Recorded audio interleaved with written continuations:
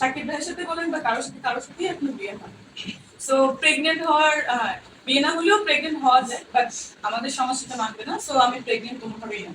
তো এরকম ক্যাপশন দেওয়াটা আমারও তো একটা ফ্যামিলি আছে, আমারও ফ্যান ফলোয়ার্স আছে, আর সাকিব ইয়ান বা সাকিব ভাইদের যে ফ্যান ফলোয়ার্স আছেন সবাই কিন্তু এটা নিয়ে খুবই আমাকে বাজে বাজে কথা লিখছে। প্রথম কয়েকদিন সবাই আমাকে দেখে লিখেছে যে মিষ্টি জানার খুব ভালো লাগছে, গাছ খেলাম, এটা সেটা। আর এখন কি হলো, আপনাদের এই অনেকগুলো ভিউ বাণিজ্যর জন্য, আপনাদের অনেক প্রশ্নবোধক চিহ্নর জন্য এরকম কি হলো, আমার সাকিব ইয়ান যারা বা সাকিবের ফ্যান ফলোয়ার্স যারা সবাই আমাকে একটু নেগেটিভ কথা লিখছে।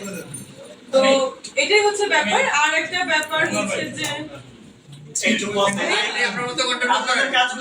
আসলে আমাদের ব্যাপারটা কি ছিল, এর আগেও আপনারা একবার দেখেছেন যে 17 সালে আমি একটা স্ট্যাটাস দিয়েছিলাম আমার ভেরিফাইড পেজ থেকে।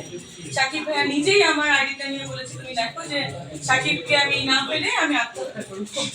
তো এটা কিন্তু আমি সকালবেলা আমার অনেক ফোন এসেছিল তখন, পরে কিন্তু আমি আবার ওই ক্যাপশনটা ডিলিট করে দিয়েছিলাম, কারণ আমার ফ্যামিলির কিছু প্রবলেম হচ্ছিল।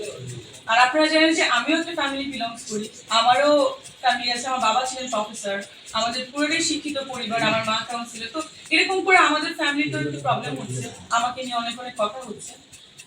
তো এটা আপনারা আসলে যারা সাকিব ইয়ান আছেন, সাকিবের ফ্যান ফলোয়ার্স আছেন, এবং সবার ক্ষেত্রে বলছি, আমি তাকে নিয়ে এই পর্যন্ত কোনো বাজে কথা বলি না। যেটা লিখেছে বা যেটা বলেছে বা যে ভিডিওগুলো আপনারা দেখেছেন, সেটা জাস্ট কেটে ওইটুকু কথা দেওয়া হয়েছে। That's the thing. এটা আমারও ভুল ছিল যে আমিও কিছু ভিডিও বা ক্লিপস আমার রেখে দিলে এখানে কোনো প্রবলেমটা হতো না। আর তারপরে প্রশ্ন করুন। আপু, আমরা আসলে এখনো সাসপেন্সের মধ্যে রয়েছি, এই ঘুমটটা ফাঁস করবেন কিনা? আপনি যে কথাগুলো বলছিলেন আমাদের আসলে সাসপেন্সের মধ্যে এখনো রেখেছেন।